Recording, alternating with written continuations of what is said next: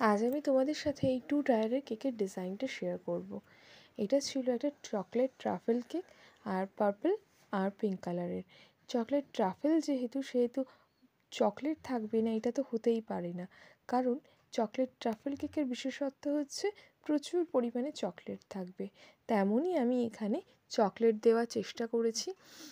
কিছু Oreo biscuit আর কিছু chocolate বলও এখানে ইউজ করেছি, আর কয়েকটা গোলাপ করে নিয়েছি রোজ নোজেলের সাহায্যে।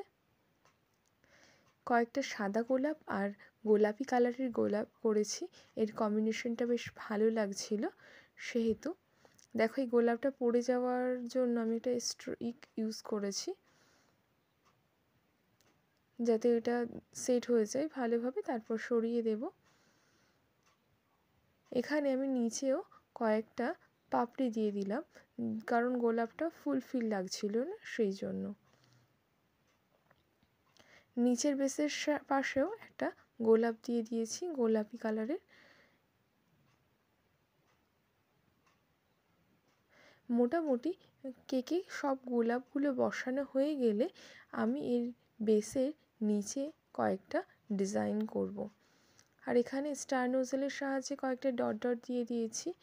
আর নিচের টায়ার বা উপরের টায়ারের ফিনিশিংটা আসার জন্য আমি কয়েকটা নোজেলের সাহায্যে ডিজাইন করেছি, যাতে আরও সুন্দর লাগে দেখতে।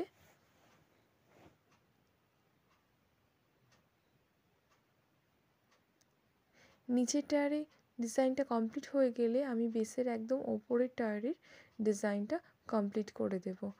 আর নিচের দিকে কয়েকটা পার্পল ক্রিম দিয়ে ডিজাইন করে নেব, সুন্দর কয়েকটা একটু বড় বড় ফুল করে নেব। দেখো এটা একটু ফাঁকা ফাঁকা দিয়ে করব, যাতে দেখতে আরও সুন্দর লাগে।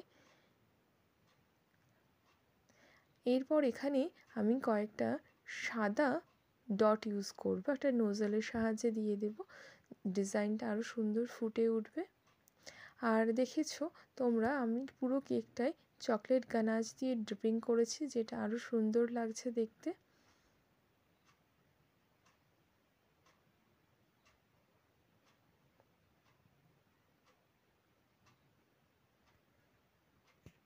আমার ডিজাইন মোটামুটি কমপ্লিট হয়ে গেছে। এরপর আমি এর কেকের উপরে কয়েকটা স্প্রিঙ্কেল বসিয়ে দেব আর বার্থডে টপার।